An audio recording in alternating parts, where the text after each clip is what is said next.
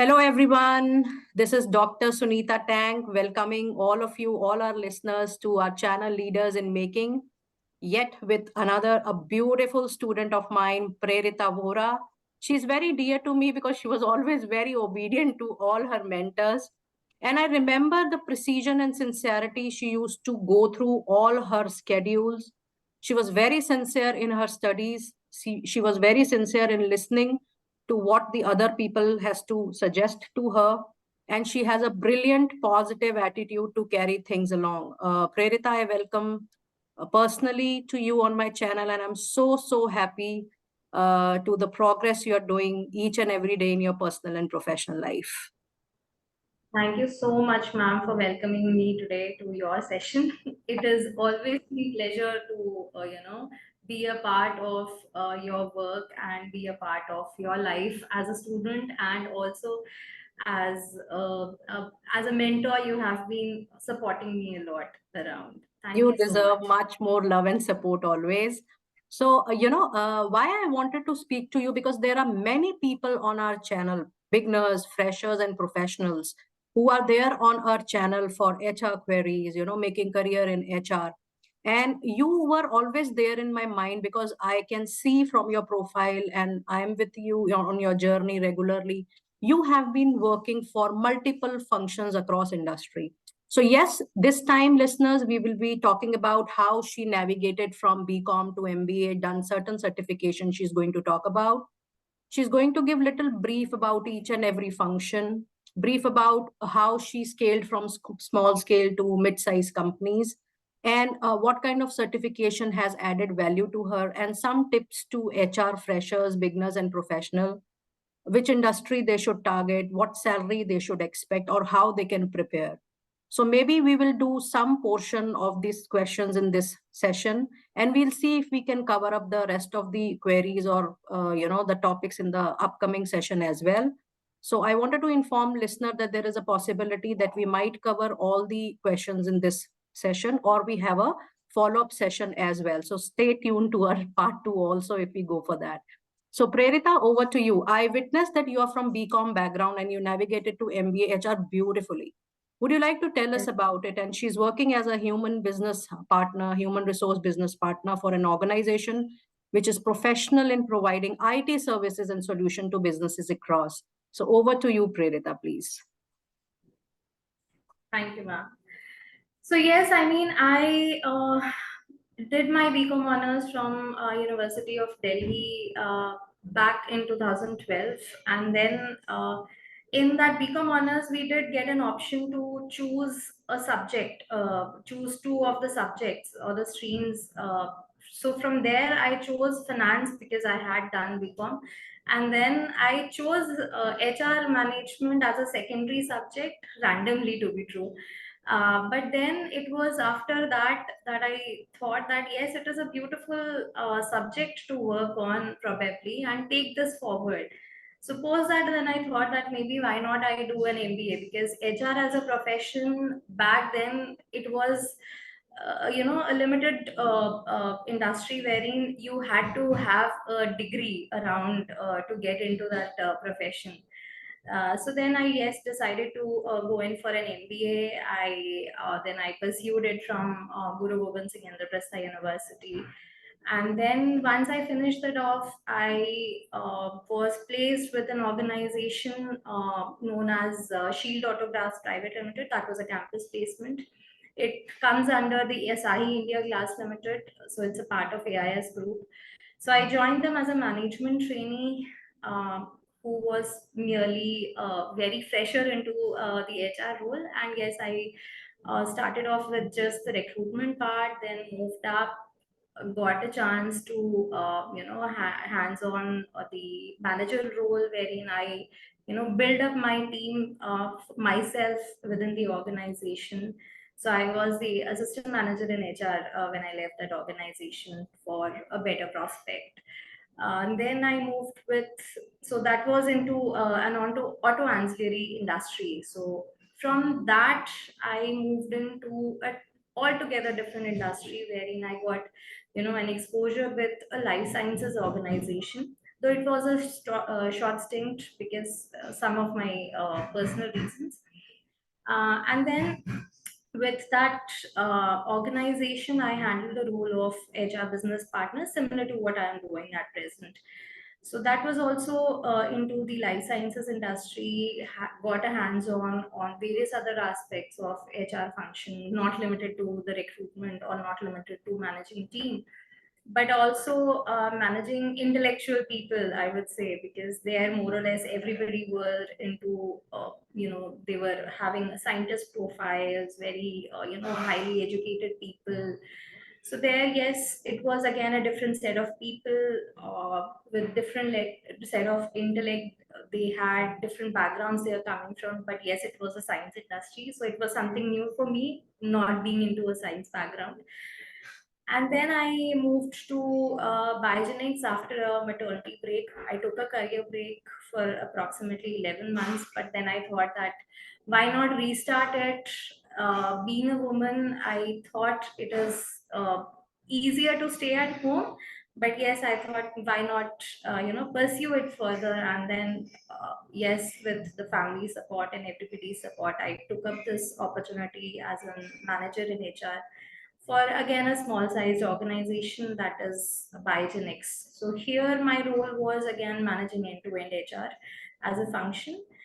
This industry was biotechnology industry. So yes, again a different industry to highlight. But yes, got a very good exposure on the nitty-gritties of managing the HR as well as the admin part.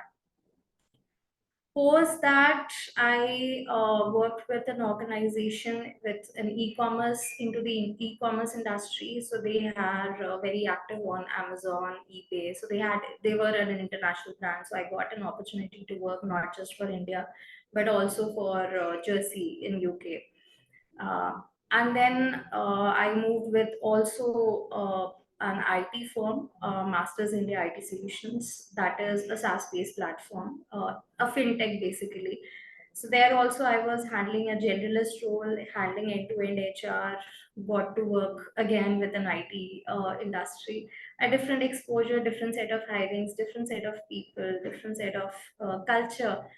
And then at present, I am working with Maven Workforce, that is into pure staffing and recruitment. So now I am into an HR industry itself.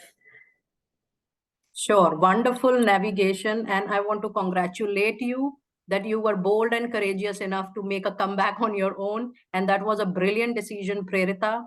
Lot of women across world globe look for opportunity to come back, but you made it the way for yourself. Congratulations. And before I move on to the main important part, that what all functions you handle, HR generalist is a big buzzword in people's mind at all levels. Would you like to let us know for freshers that when they look for HR generalist role, what are the basic expectations from them? And what is the salary they should expect, or any specific certification related to HR generalist? Because this is something people look for in the initial stage of their career. Right. So, so as of now, see, I myself started off into the HR as a management trainee. So I believe that is the best platform that many organizations are giving, wherein you can join them as a trainee. So obviously, HR generalist is a very vast field. Even I, with 8 to 9 years of experience, cannot confidently say that I am well aware of every possible function within HR. But yes, it is since it's very vast, very wide. To start off, management training would be the best position that you can start off, and obviously, recruitment is one important and the basic area within HR that anybody can start off with. Right. So this is something that is available in abundance in the market. This role is available. And then yes, around the certification, if you are an MBA, then to start off, MBA is enough. If you are a graduate in any other field, to start off, you can go in for a certification, a basic certification on the HR generalist or an HR business partnering role. That is again available in market. So there is Meher Middle Earth HR, that is conducting certifications around different other functions in HR. To start off, they also have a basic HR professional certification as well. And also then there are multiple other major globally renowned brands as in AIHR and SHRM. They also have certifications available, but those are a little expensive, I would say, certifications. But yes, if you're really keen and really serious about this, that you are good and you're confident that this is what you want to do, then that is something that nobody will ask you a second question around that. So AIHR and SHRM is also the best globally recognized brands who offer certifications around HR. Sure. Any feedback about Coursera, Udemy? They are offering a lot of small time, courses for students at reasonable prices to start off with. Any review, any feedback on that? Yes, they can be done. My personal experience had been, I have been doing, as a person, I am a very curious person. So I do like to read a lot. I do like to, attend webinars and seminars here and there, right? So as far as my experience says, these courses are helpful to get you a basic understanding of the role. So if you are a very new to the field, you don't have an MBA, then even that would help. But to be true, in the market, they are not very valued at present in the industry, because it has a little exposure or relevance to the industries at present. But yes, to start off or get a basic understanding of the HR function, what it is, how it works, what are the major functions, just to get a basic understanding, that is also relevant.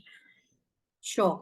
Now, since you have worked for various industries at the HR generalist role, trainee role, according to you, what should the HR students entering into this function in any industry should expect in terms of remuneration? Any tentative idea about our packages to the listeners? So just a small tip. In today's scenario, the industry works purely on the skill basis. So, whenever a person is appearing for an interview, if the person has the skills, I think no organization in today's world would say that this is a limitation or this is the budget limitation that we have. But yes, so that improving on the skill base is important before you feel that this is the budget or the salary that I am looking at. So salary negotiation, before you sit on that, be confident that you have the skill set required by the organization. And if that matches, then to start off with, say, a management trainee role with a good organization, the salary range may be starting from 4 LPA. But if you are starting off to, with a small setup, small organization, it could be 3 LPA as well. So it all actually depends on the organization's budget and the skill set that they're looking at. Sure. So, any specific certification for you have done HR business analytics also course? Anything you would like to shed some knowledge on that? So yes, I mean, today's world, technology is something that is driving each and every function within an organization. So HR is no behind. So so in today's organization, if you have to survive, then summarizing your data, summarizing and presenting your data is equally important. So as I said, this is also a skill. So I believe it has actually helped me a lot to summarize the vast data of employees around, could be anything around attrition, separations, even recruitments. So this actually has helped me to summarize it using different tools of analytics. So I have had a chance to use Power BI. I have had a chance to work on Tableau. Even on Excel, I have used slicing as a tool to dashboard my Wonderful. metrics. Wonderful. Okay. And when you say small size to mid-size organization, you mean to say number of people, or you mean to say the size of business turnover they have in the market today? So size of business turnover is equally important, because the ratio of the turnover of an organization and the number of employees in the organization is important. So many people have that at a little very low rate, wherein people would be still high in spite of a turnover with a decent turnover, right? And it could be other way around, wherein the turnover is high, but the number of employees are less. So I work with different ratio also, Okay. but yes, it is important. So when you have worked for the HR function, maybe in a different role for various industries, any specific challenge you addressed while you were shifting from one industry to another industry in the same function? Yes, so as I said, I am not a science background. The science, getting into that science industry and getting hands on the terminologies they use on a daily basis. Say, for example, Prema's life sciences and biogenics. Both of them were into life sciences and biotechnology, both into science background, right? And the people that we had around were all biotechnology or scientist level people who have already completed their PhDs with a number of years of research experiences. So when you're communicating with them, obviously you yourself should not, look like that you are not at all aware of the subject. So yes, getting hands on the subject, understanding. So I did my part. So the initial 1 to 3 months was purely into googling each and every word that I got to hear, understanding the concept of science. So yes, I mean, HR is a field wherein you get to interact with every possible people across the organization. So they are, so here it is important that you are well aware of the subject that you're talking to the people. So you will have to do a lot of research on the organization, on the industry, on the competitors, understanding the market. So that is why in today's industry, HR business partnering is a very, very in concept, I would say, because HR is no more a standard, old school HR who is just working around policies, driving people, maintaining discipline. So that is not what HR is. So here in today's scenario, HR is a very important function in the organization who actually drives the business. So that is why the business partnering comes as a concept. Sure. Would you also like to shed some knowledge, because you have worked for talent acquisition, you have worked for recruitment, you have worked for compliance, you have worked for employee relationship, so many, training and development. Would you like to share some nuances over these functions? So yes, I mean, nuances, I would say. I mean, every function has its own challenges and interesting parts to it, right? So if I say training and development, so you're again, see, HR is a function where you are daily interacting with people. So when we say people, people in itself means that you are interacting with people who are coming from different backgrounds. They'll have different thinking, they'll have different way of speaking, they'll have their own different thought processes, their own learning styles, their own way of doing their working styles. So yes, I mean, managing all that, managing different situations is equally important. So yes, every function had their own challenges. So if I talk about learning and development, not everybody will have the same pace in learning. So if we talk about performance management, everybody has their own, way of working. One person would be a performer, one person won't be a performer. They would be a little slow, or there could be a skill mismatch with one of the person. So managing different situations True. is in every way. So which function you enjoyed the most so far? Personally, training and development and performance management are two very favorite topics to work on. I do enjoy other aspects also, because obviously, as an HR, no function is away. Sure. uh, but yes, I Any do enjoy. specific thing you would like to share with our listeners while handling people of different age groups?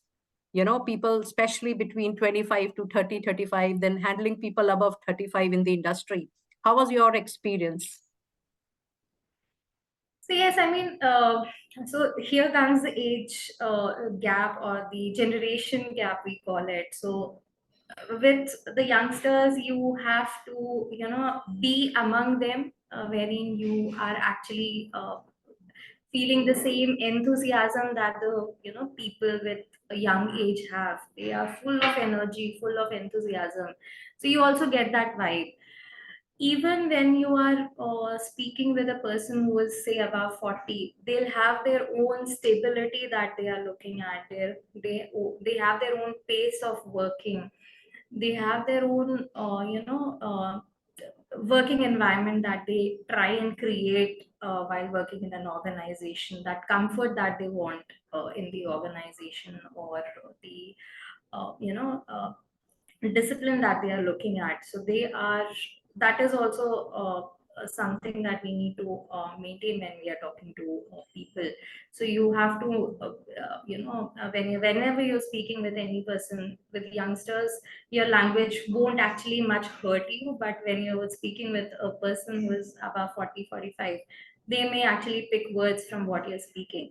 So being very cautious with words that you're using, the physical, the way you are sitting, your non-verbal communication that you're trying to pass it on to the people. Yes, that is all equally important. So as an HR, I would say we are the role models that are considered in any organization. So we have to maintain that. Yet, in today's scenario, you have to be a friend to the employees, or the staff, or the people, colleagues working with you. So there has to be a good balance between, the formal structure that you want to maintain, and the informal environment that you want to give to the employees, to feel, to make them comfortable. Sure, lovely and a very balanced way of handling people of all age group. So, to our freshers, what would you like to suggest? Some prominent upcoming roles in the industry, or which industries also they should, start working towards if they want to make a career in HR. Right. So, industry, we have abundance of organizations, abundance of startups that we have. To start off with, I personally suggest everybody to actually work with a startup, because you know though people feel that it is a risky part, because startups normally don't work out majorly beyond 5 years maximum, right? But yes, the most learning that you get would be with a startup, because there they have limited resources to share, right? So they can't afford a very experienced person there. So they normally look for fresher sort of roles, or a less experienced person who can at least manage their work, wherein they can give them a little bit here and there training. So they support your learning actually. So one positive point is they support a lot in your learning process. The second would be that you get a hands-on learning. So this experience you will never get in any of the MNCs, because in MNCs they have, so if we talk about HR department, they'll have hundreds of people in HR. So you as an individual would be just working on a specific point in time, only one aspect of HR, and that too within that limited function. So for learning, I believe, get into a startup, start from scratch recruitment, and then move up. I think that is the best way of learning. So I personally have learned that way, and I liked it. I enjoy it. Though you may feel that you are slow, but at least the knowledge that you gain is vast. And today's scenario is that knowledge is what matters. If you have the knowledge, everything will settle in. Well said. I remember your college days and even post that and before that. A lot of students, girls, they do not wanted to move only into recruitment. They always used to say, ma'am, recruitment nahi karna hai. However, That, I personally, having myself from that background, and I've done it for so many years, I know how much recruitment helps in the growth of an HR professional. What is your say when fresher feels that they don't want to specifically move into recruitment per se? so my idea is that even in spite of, just an example, my even after 8 9 years of experience into HR, I'm still doing recruitment. So recruitment is one part without which no organization can actually work. So recruitment is something that you have to get into as an expert. So this is an area that everybody will have to conquer. So without this, no other aspect can come into. So because everything starts from the hiring part, right? So from there only, post that process, we start off with the other functions. So the starting point, if that starting point is not there, I think without that there would be gap of understanding Absolutely. the other functions. True. Since you're working from more than a decade now in HR function, what suggestion would you like to give to people who have, let's say, experience of 3 to 5 years? What kind of roles they should navigate to? What kind of certification they should do? What should be their goals and perspective after spending 5 years in the industry? And our channel also have people who are professionals and working in the industry from many, many years. Right. So ideally, yes, as I said, I mean, HR function has also changed a lot. From the time I started off, it was, as I said before, that it was all manual. Everything was, done on Excel, be it maintaining data, be it, doing the appraisals. But now everything has a tool, and the amount and the number of tools available in the market is so high that every small task can be automated these days.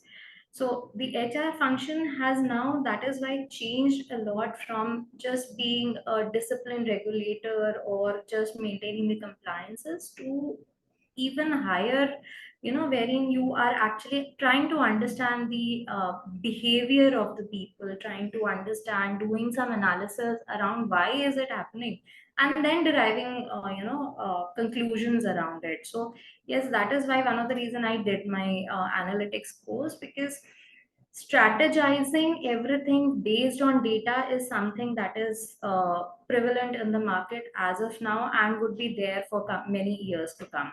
So I think if that is something that we can get hands on into, so HR analytics would be one course that I would suggest actually people to take up, because that actually helps a lot on the decision making, since you have already spent good 3 to 5 years in the industry. So next would be that you would like to take up some strategic roles. So for that, probably getting into an analytics course or getting a certified professional degree from SHRM or AIHR would be a good idea, because they also run different certifications around HR wherein they focus on strategic HR. So yes, that is something that they can go ahead. Since you have done it from IIM, I can see from your profile. How was your experience doing this course from IIM? So yes, it was from the IIM faculty itself. The course was very good when it comes to the content that they had, the content and the way they taught, a detailed way of explaining each and every concept. Yes, we had online classes on Saturdays as well. We were given industry connects as well, wherein randomly there was one person coming in from the industry helping us with the random topics around what we are learning. And then we also had a project submission towards the end.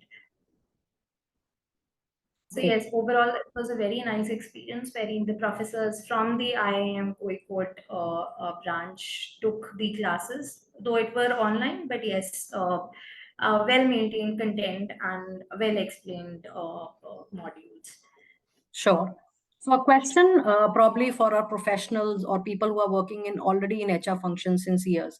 You're working in your current organization as a human resource business partner, and the organization is into staffing and recruitment. What exactly your role, the job responsibilities are when you are in the industry from past 10 years? Right. So the current role demands, so as the name suggests, HR business partner. Business partner is something wherein you as an HR are an important, playing an important part in driving the business. So my role as a normal HR revolves around every possible, function. So be it recruitment, be it training and development, be it performance management, be it managing the separations, be it the payroll, be it the basic attendance and leave. But yes, the role is more focused on the strategic front, wherein how we can improve that the attrition is reduced, how we can improve that the recruitments that we are doing are, the talent that we try to gauge through the recruitment process are well refined, so that the overall performance is improved. So if in case we are doing the performance management, how can we improve the process that can actually help improve on the productivity? So again, on a strategic front, wherein I am just trying to push myself, push around the policies, try to, analyze the data on how or where are the gaps and how we can improve that. So a pure business partnering role where I work very closely with the senior management, the director and the senior management, to help them understand how it is working and where are the gaps, and then we try and figure out how we can improve the entire business functioning. So I'm more focused on how the business functions and how the business can improve itself. Sure. Before I move on to the last couple of minutes of our session, and in that minute, I would definitely request you to give us some tips, the final tips for people who are freshers, beginners, and professional. But before that, my second last question is, dear listeners, Preritha is a proud woman and a proud mother and a proud, lady running her home with her husband. Any challenges a working woman would you like to share with our listeners there? That is common, just trying to manage my time. But what I have learned over the time is, yes, that's okay, we may fail sometimes we may feel we are tired, but it's okay. I think take some rest, take some good sleep, give some me time yourself. So I personally, when I am traveling to office, I personally listen to podcasts, so that is my me time.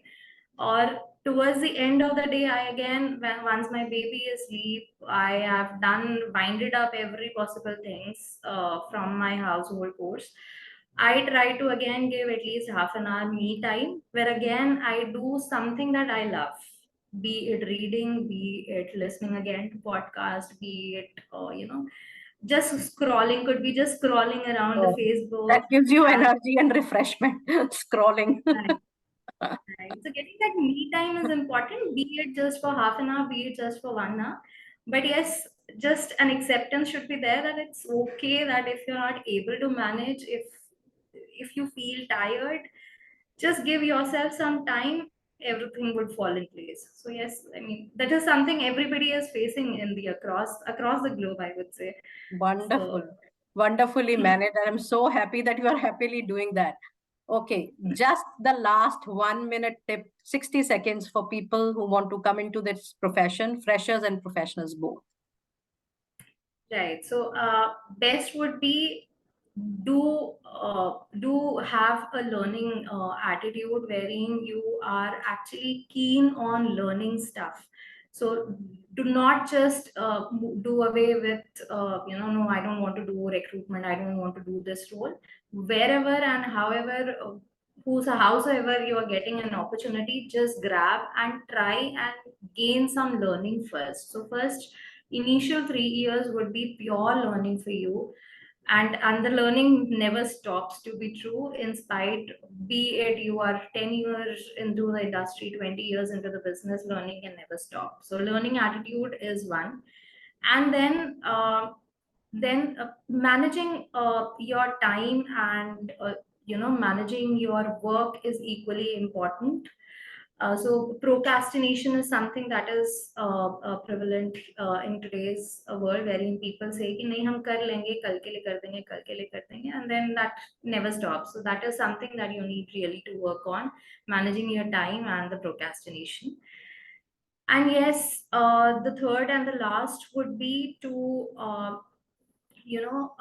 work around and maintain, go around, talk to people, and try and again gain some knowledge. And so knowledge is everywhere, where you can go and speak to people, gain some experience from talking to people. So this is what I professionally like. When I connect with the LinkedIn Connect, I do give some time, speak, have some exchange of chats, so that I have a basic understanding what they do, how they do.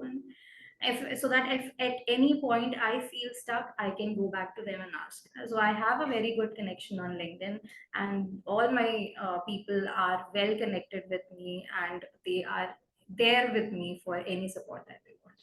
So that having that strong connect in the industry is equally important. So do try and start with little. I'm sure you can scale up the ladder.